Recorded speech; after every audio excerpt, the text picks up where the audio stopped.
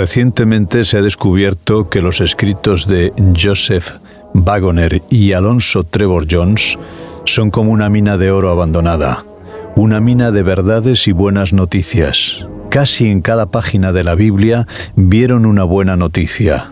De todo esto resulta algo conmovedor que hace vibrar el corazón para siempre.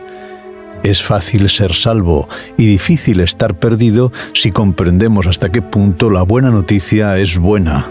Es con inmenso placer que presentamos estos deliciosos bocados cotidianos de buenas noticias. Pueda producir a todos vosotros tanto placer oírlas como a nosotros reunirlas y llevarlas a vuestros oídos. Somos ricos.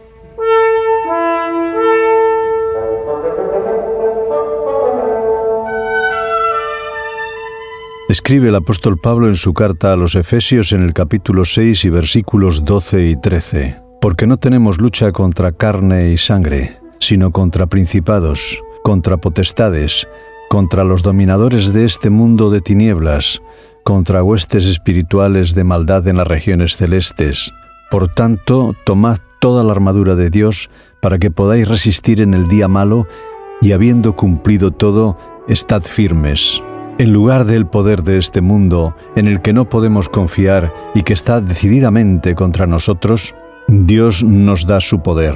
En lugar de reputación, Dios nos otorga su carácter. En lugar de riquezas terrenales, casas, tierras, propiedades, consideraciones y ganancias comerciales o de cualquier otro género, Dios nos da a Jesucristo, en quien están escondidos todos los tesoros de la sabiduría y del conocimiento, y vosotros estáis completos en Él, como nos dice el apóstol Pablo en su carta a los Colosenses en el capítulo 2 y versículo 10. Dios le ha nombrado heredero de todas las cosas, y nosotros somos, si hijos, también herederos de Dios y coherederos con Cristo, si es que padecemos juntamente con Él, para que juntamente con Él seamos también glorificados, escribe el apóstol Pablo en su carta a los Romanos en el capítulo 8 y versículo 17.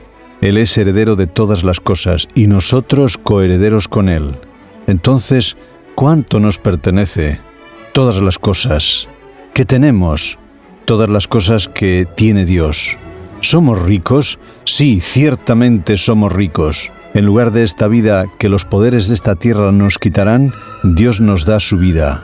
Cuando Dios nos pide tomar una posición de fidelidad hacia Él y su causa, el Señor simplemente dice: aquí está la vida eterna para comenzar. Entonces, ¿nos ha armado el Señor completamente? Tomemos la armadura de Dios inmediatamente.